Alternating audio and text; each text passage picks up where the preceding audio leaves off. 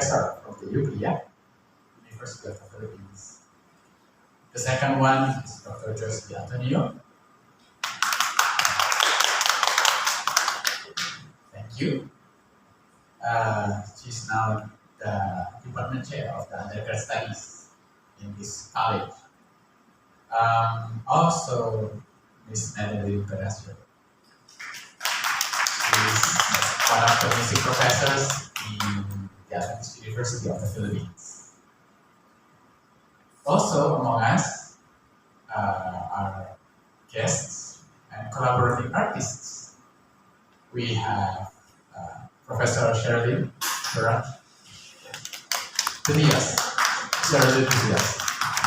She's right now the department chair of the music department of the Adap University of the Philippines. She will be the collaborating artist pianist for Sarah. Also, well, all of these are important people here. We have the parents of Sarah, Jovenmarlo and Alodia. They are here supporting us, supporting Dr. Sarah. And also, we have Mr. and Mrs. Salivio. These two were Sarah's supervisor when Sarah was in Africa, in Kenya especially. And thank you also the presence of friends, also graduate of the College of Music, and now also we have present student. We have Michael over here and also Dorothea from AUP who's with us. And thank you also Mr. George, who are here, who has been guiding Sarah until this moment. We are so grateful of this aftermath, the opportunity that we have to witness the presentation of Sarah.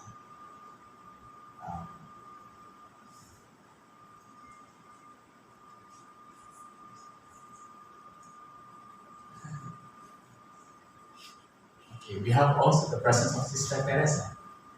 Thank you so much.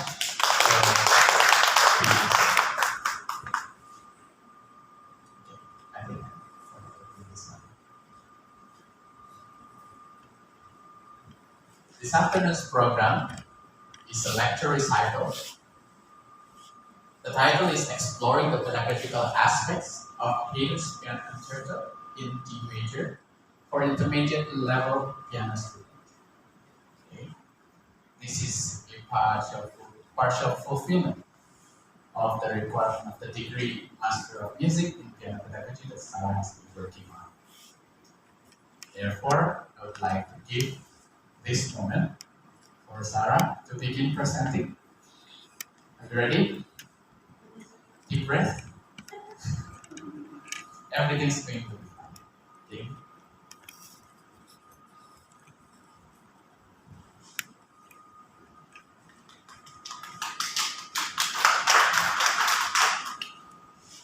Good afternoon once again, and I would like to extend my personal thanks to everyone who's here for this afternoon's presentation. This lecture we will explore the pedagogical aspect of Haydn's Piano Concerto in D major for intermediate level piano students. A little background about Haydn in this concerto is that Haydn in his lifetime, the lifetime of Haydn corresponds to the period when the polyphonic music of the Baroque era overtakes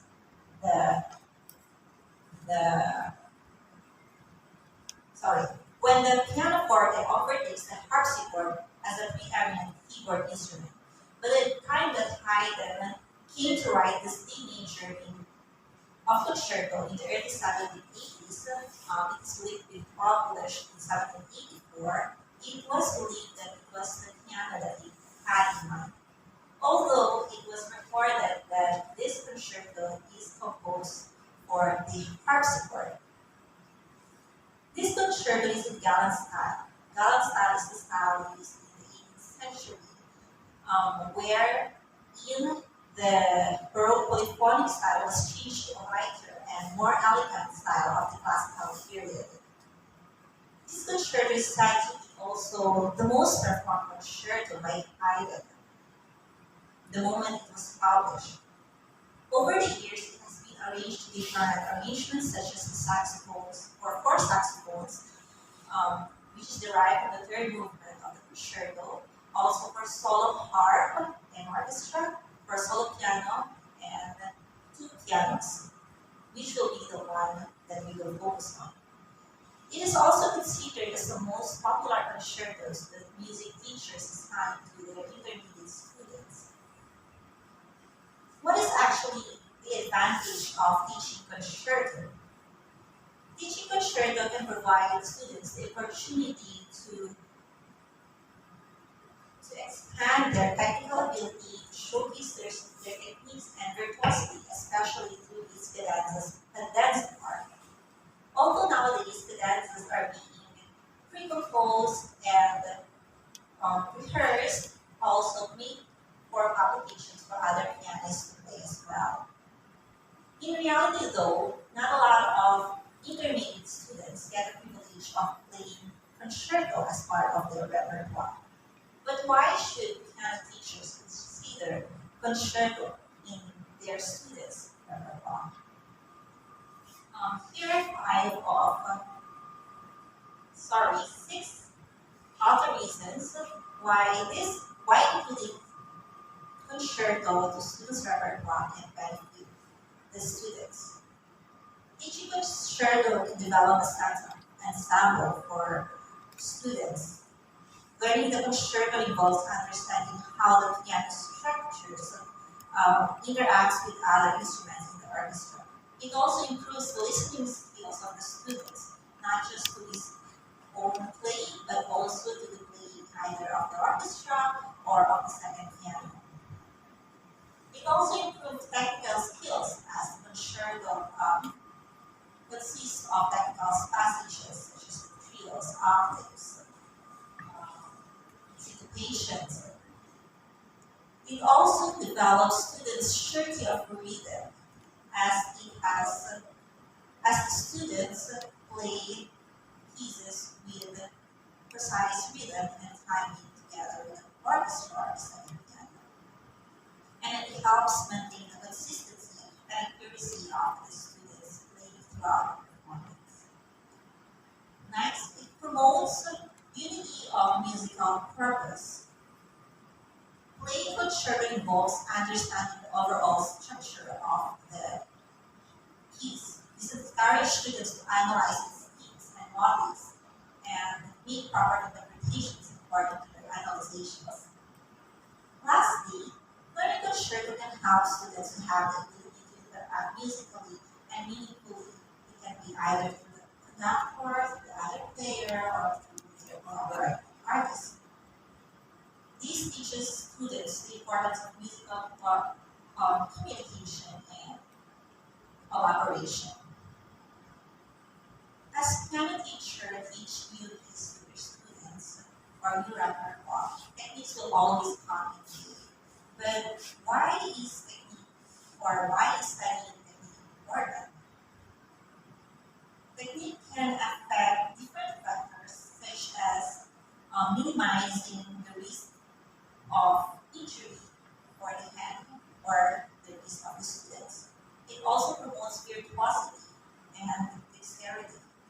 It serves as a foundation for students as they enter through the advanced level. Also, it enables students to express musically as they are not hindered by the difficulty of the piano motion.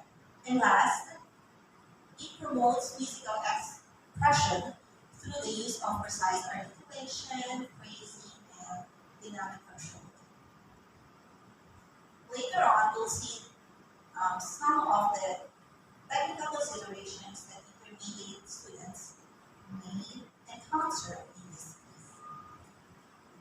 As we move on, I would like to inform you of the scope and limitations of this study or of this lecture. The edition that's used for this lecture is by Bruno Haynes Recital that is published in the year 1960, which he arranged for the two pianos. This lecture will focus on the pedagogical aspect of learning the three movements of Haydn concerto for intermediate level students. The detailed analysis is not included. Most importantly, this lecture is not intended to propose one style of teaching the concerto, but has the goal of guiding instructors and students to pedagogical approach that can be also applied in other classical pieces. Most common question is, what is the appropriate level requirement for students when playing Haydn piano concerto? According to other researches, most piano teachers assign this concerto to the intermediate students, but why or how come?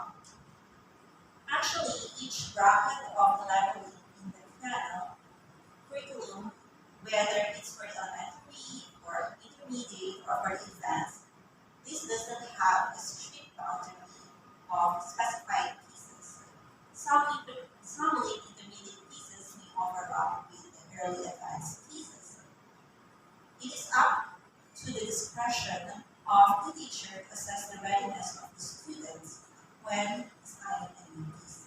However, it is also important to consider the technical ability of the student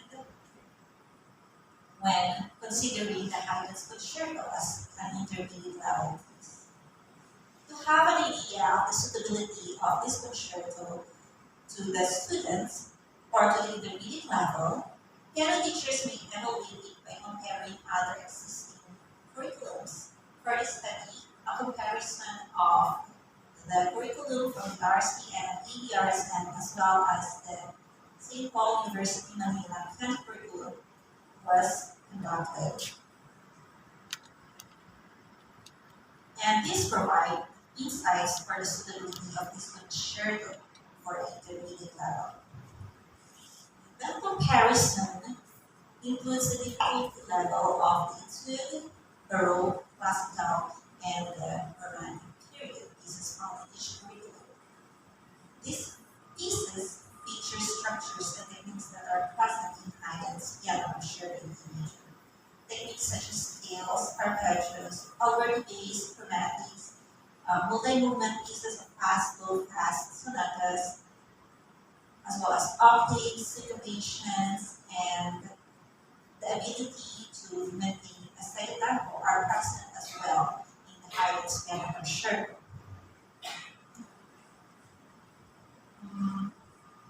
Before recommending the Haydn's piano concerto to the students, it is advisable that the students have experience playing other pieces, such as sonatas, sonatinas. These sonatinas can prepare students to have introduction to the classical styles and phrases. Sonatinas such as like Kulau, Vivaldi, Clementi, or Mozart can be included. Next, the study of Haydn's piano sonata, as this will give students the idea of Haydn's characteristic style of composition. Same goes with Mozart's sonatas. For finger independence, students are advised or recommended to learn the two-part invention of Bach.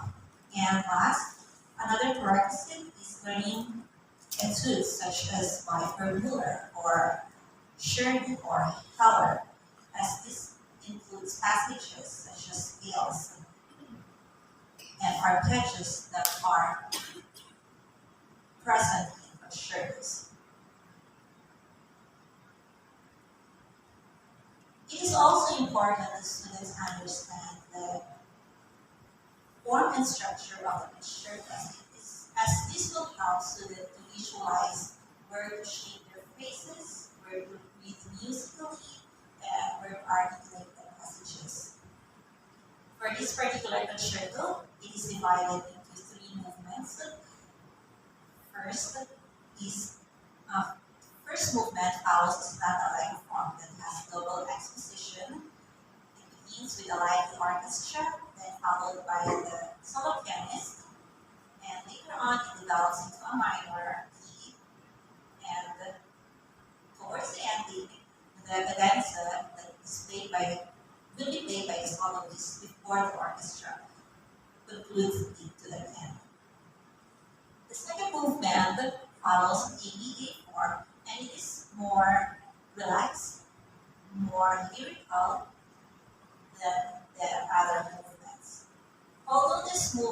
Although the second movement is um, less virtuosic as the other movement, it also has its own set of challenges for students, as it requires elegance and great control of touch for the fingers as the students play the keys.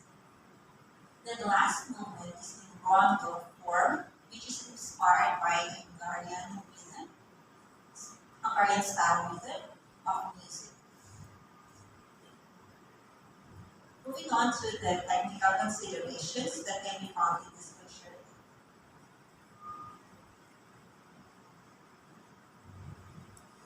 First, we have the trio. A main pianist named which illustrate how to play trills. He mentioned that it's like a puppeteer and a marionette wherein the puppet is being suspended above the ground.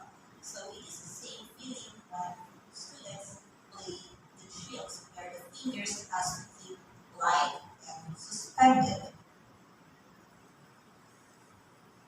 An ideal figure of using the trill is figure 2 and 3, as it is the most independent figures, and it is the fingers that can move on a faster alteration, um, in a faster tempo, and uh, it also provides optimal control and agility. Another technical skill that intermediate students should have is the ability to play octaves. Almost all of the concertos includes octaves, probably except for the one from Bach, or maybe there's still some more that I don't know. But this concerto also includes octaves, and when playing octaves, it is advised that fingers, especially fingers 2, 3, and 4, keep face down or point down, and the knuckles are a little higher above these fingers. It is also important to have technical skill in scales. Scales was featured in all of the three movements of this concerto, as well as in the cadenzas by by Steve, or cadenzas by Danukian, or by Landosta. So it is essential that piano students know the scales of the D major or the related keys such as the A major and the second dominant, which is D major, or the relative D minor scales. It is also important that students take time to practice scales with separate hands, as it will help students to have clarity on both hands. Clarity of sound must be observed, and we ensure that the notes are distinct and does not overlap with each other. Another technical skill is the execution of race notes. Both appoggiatura and acciaccatura are present in this piece, wherein appoggiatura the students will give more emphasis on the grace note, and in acciaccatura it is more emphasis on the principle. When playing this grace note, especially on the acciaccatura, it is advised to release any tension after the principal note. That places and relax, and stay relaxed on the wrist and wrist. Next is the finger considerations. One good thing about the edition that is used in study is that it provides ready-made figurines for students. Yet these figurines can be altered based on the conformability of the students. So some passages, like in the second movement, where the notes are notated on the treble clef, it can be played by the left hand. And last, we have the pedaling. Pedaling in the classical period requires great control. Too little of pedal can sound dry, and too much of pedal can sound blurry. Piano instructors can emphasize the difference of no pedal, half pedal, or full pedal to their students. For this concerto, it is important to change the pedal frequently to ensure that the textures remain clear. This lecture also offers practice strategies when learning the nature of Haydn's concerto. First strategy is the use of blocking, wherein instead of playing the 60 note rather than 60 notes, of course, students can play within one block chord. And if it exists on the right hand, students can play the block chord while the left hand plays the note as written, or the other way around. We also have identifying patterns where it helps students to easily memorize passages and patterns was present in almost all of the three movements. A sample was given like in the second movement pattern.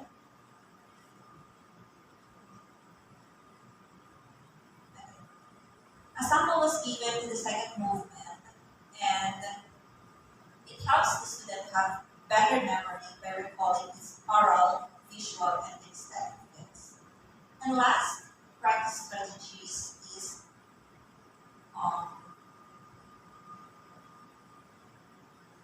practice groups. There's a mistake there. There's only three.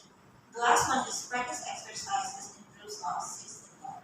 So instead of playing one ta ta, maybe students can play one, two, three, or one ta, two ta, three ta, or it can be one ta two ta three. So these exercises can help the students to have clarity in rhythm and to enhance their listening precision.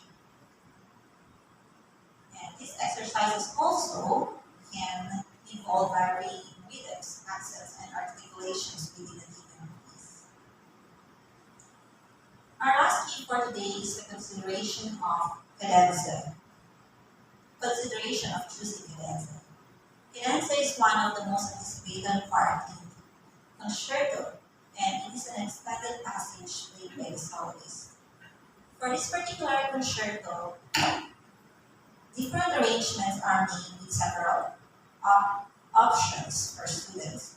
It does mean that piano teachers have the opportunity to choose the cadenza that is appropriate for their specific students' level of difficulty, depending on their level of difficulty.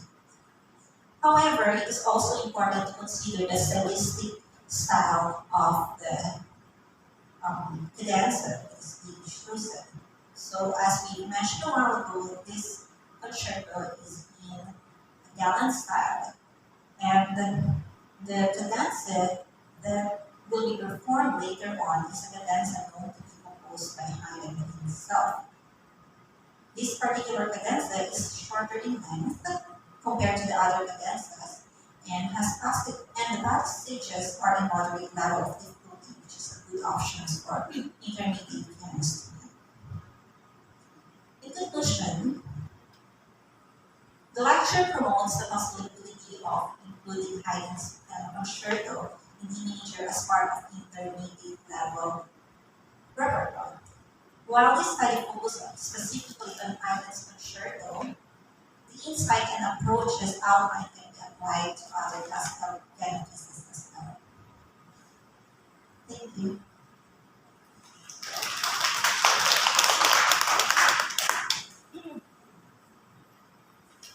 We now move on to the second part, which is presentation or performance of the highest temperature during future.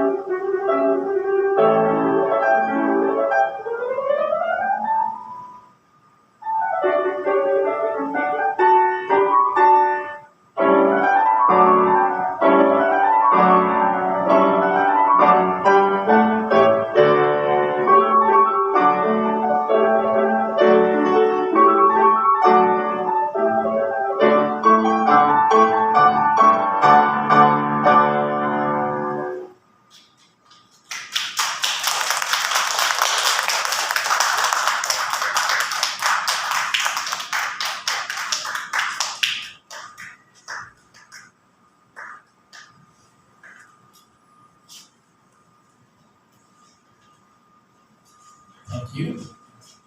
That's the end of the performance from the recitalists. Now it comes to the time of deliberation between the recitalists and the jury. Uh, you can position yourself, Sarah.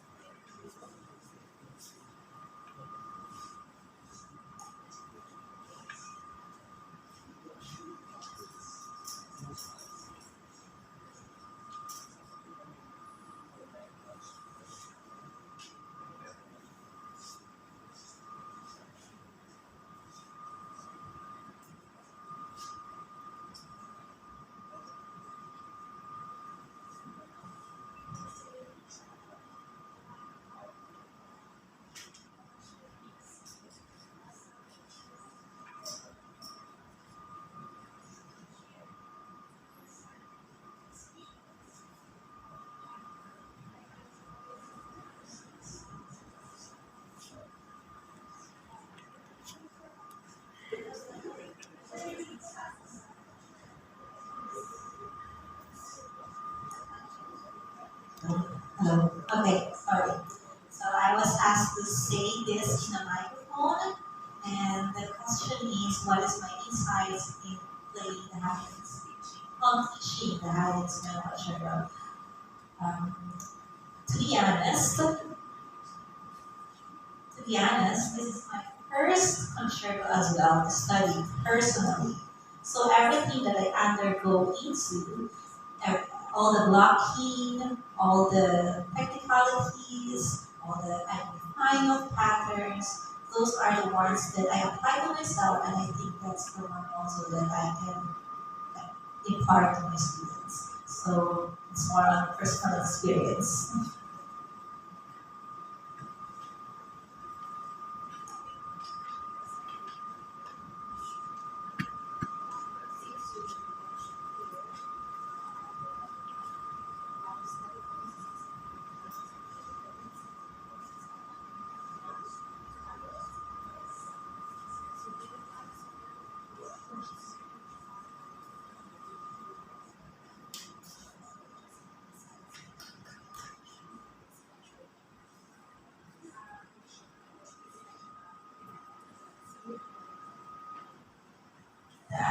Okay, sorry.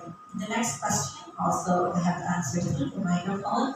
What are the other pieces that wherein we can apply these technicalities or these considerations?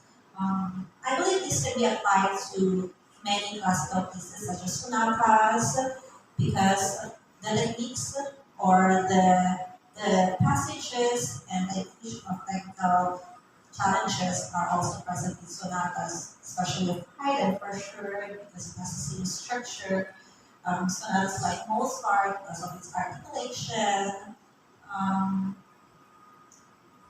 well, it's not only through the classical though, because even like what I mentioned a while ago, the Baroque suite is also in line with this, like in independence. We can also apply this to the two-part inventions, three-part inventions, especially the second movement of this sonata concerto has voices, so it can be applied to pieces such as those.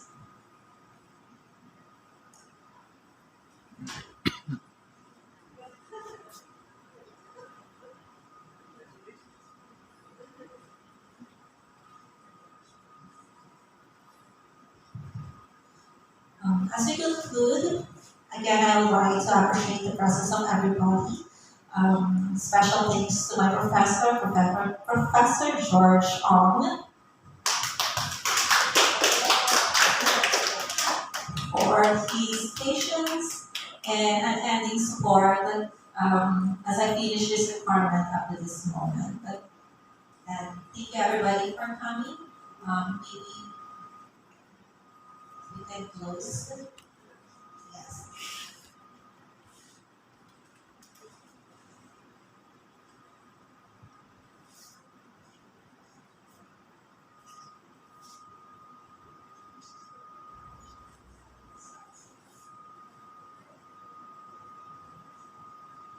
Okay. Once again, thank you, Sir George.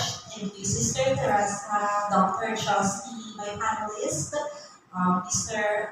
Espino, Mr. Aga, and as well as Ms. Marilyn Verasio. Thank you so much. Thank you also everybody who have witnessed this lecture cycle, and I hope this presentation will, I hope you learn something from the presentation, and for co-music teachers, I hope this presentation can be a tool for you in considering concertos to your students.